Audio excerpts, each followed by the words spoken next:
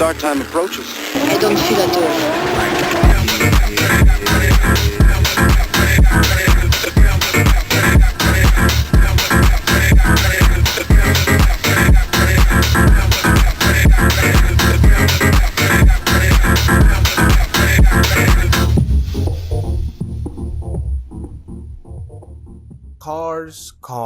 Cars.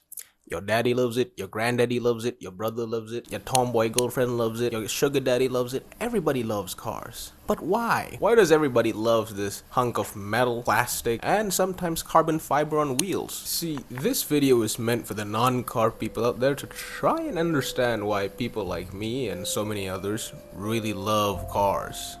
But if you happen to be a car enthusiast yourself, then you might learn a few new perspectives on why you should love cars and the things that you can love about cars. Firstly, you need to understand that most people view cars in either of two ways. The first way is that they view it as nothing more than commodity or a means of transportation to get them from point A to point B. Or the second way, they view it as nothing more but a status symbol, an indicator of their wealth. Basically, cars to them is nothing more than bragging rights or just to show off. Maybe connect with others like them as networking opportunities. Basically, it's no different from like an expensive suit and an expensive car to them.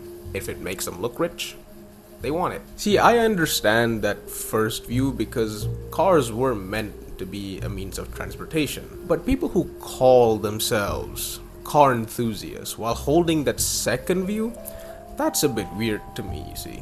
You guys are as much of an enthusiast as Kim Kardashian and her fuzzy Lamborghini Urus, because you value cars only by its numbers or its financial value, not really anything else, not its artistic value, not its sentimental value.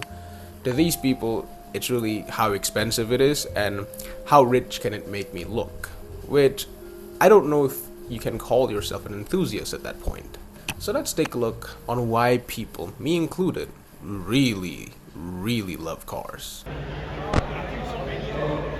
Well, I went to a car event over the weekends. So let's talk about the community aspect of cars. It's a weird one, I know, but I feel this is also an important aspect on why someone would love cars. The car community has definitely grown ever since COVID got everybody stuck in their homes watching the 20th review of a car meant for people outside of their tax bracket. Everything and anything that exists will have a community of people that is passionate about it, right? Not just cars. And I mean everything, including but not limited to anime titties, real titties, farming equipment, power tools, and last but not least, oiled up femboys. But the car community is definitely an old one, right? It has existed as long as cars has existed itself, which is what, more than 100 years at this point? Car culture itself has grown and expanded and created its own sub-niches. You know, if you go to Japan, for example, JDM scene, it's also Itashas, it's VIP style or Bosozoku, and you go to Europe, there's other subcultures. So in terms of subcultures alone, it has grown and evolved. Sometimes the car community itself is actually more influential than the cars themselves. I give you an example. In the 1930s, there was this thing called Prohibition in America, the ban of alcohol.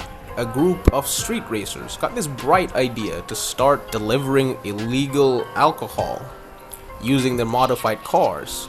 Some way, somehow, this later evolved into a NASCAR, which is another thing, the sport. A lot of these sports like F1, NASCAR, even events like Formula Drift, all of these were started by a group of people that say, I think my car can do that. And that is the start of it. A lot of these racing events and multi-billion-dollar industry, all of them started because a group of people said, yeah, we think our car can do that. But of course the question remains, what is it about the cars themselves that make people go crazy? That make these people willing to spend their entire life savings sometimes just on one particular car, or multiple cars depending on how much you saved.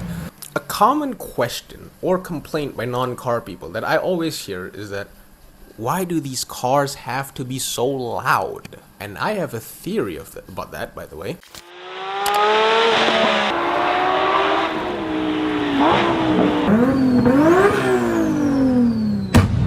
You see, there seems to be a similarity or a link between people who love listening to the sounds of very loud cars and to people who love the sound of really loud music. And loud not as in just volume, but also genre.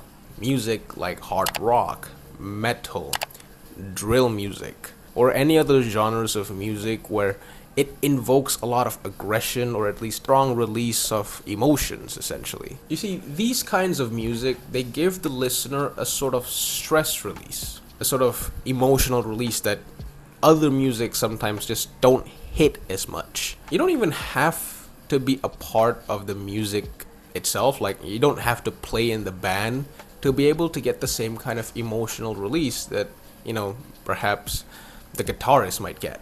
Now, here's the thing. That is the same thing with listening to loud cars. Now, I understand being woken up at 3 a.m. because some guy's driving his Honda Civic with a modified exhaust that sounds like an empty trash can be annoying. But if you can put yourself in the passenger seat of that car and look at the face of the guy who's driving, you will most likely see the biggest smile a person could ever put on their face. It's probably the most amount of joy that guy has felt in about a week. Maybe he had a rough day at work or a rough week with his family. Maybe he has financial issues. Whatever it may be, that car and the sound that car makes is probably the only joy he felt, because it invokes a similar emotional response, just like if someone were to listen to, again, metal or hard rock.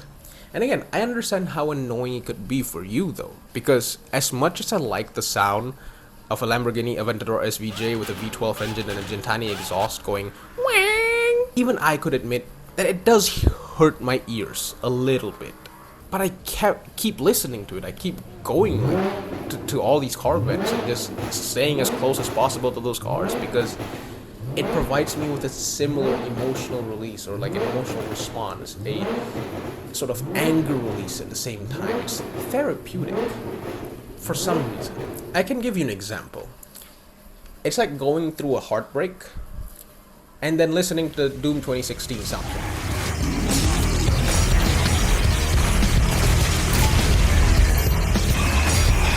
One aspect of cars that I feel a lot of people either forget or is still underrated for some reason is how cars can actually be literal pieces of art on wheels.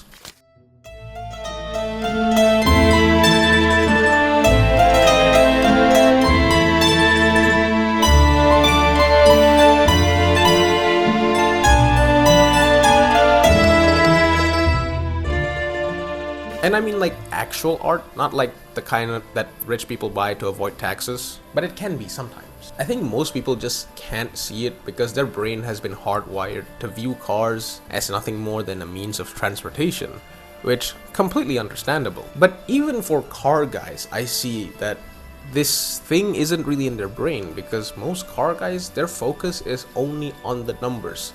And not just financial. A lot of them are so focused on how many horsepower this car makes, how fast as it can go from 0 to 100 or 0 to 60, what is the track time like.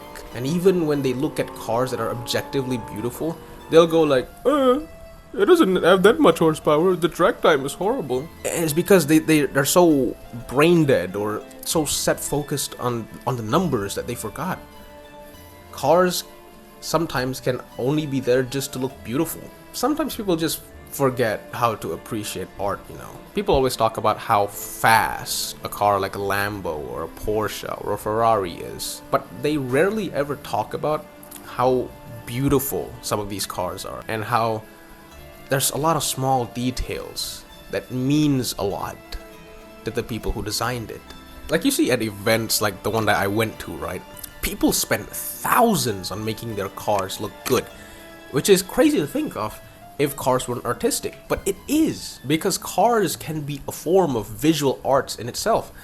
I give you an example. Pagani as a car brand and Horatio Pagani, the designer. A Pagani is an objectively beautiful looking car with how smooth the lines are and how elegant the body shape of the car is. Its full carbon fiber body is basically a middle finger to Lamborghini, because that one time they rejected Horatio's idea of using carbon fiber on cars because they thought it was stupid. There's also this little cute detail I feel a lot of people ignore on the Pagani, specifically the Pagani Huayra. You see the side mirrors of that car? It's designed to resemble the eye shape of Horatio Pagani's wife. See, these are details people put into an art piece. An actual artist would put all these kinds of detail on their art piece as an expression of who they are, an expression of their mind. Like, we as a society have come to degrade cars like an Aventador or a Porsche 911 as nothing more than expensive toys, which I blame YouTubers from 2016 for,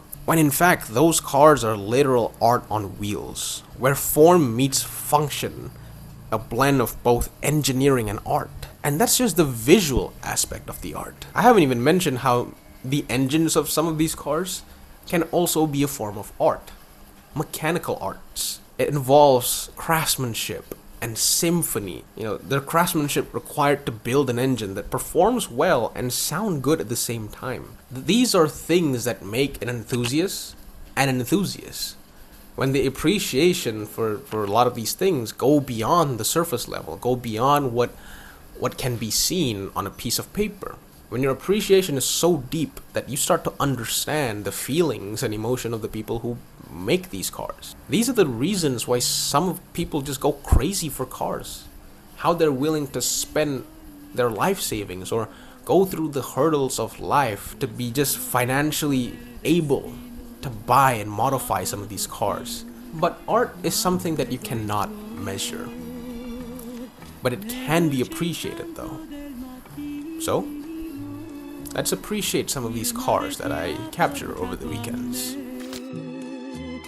So chiudo gli occhi e a me vicino a Portofino rivedo te. Ricordo un angolo di cielo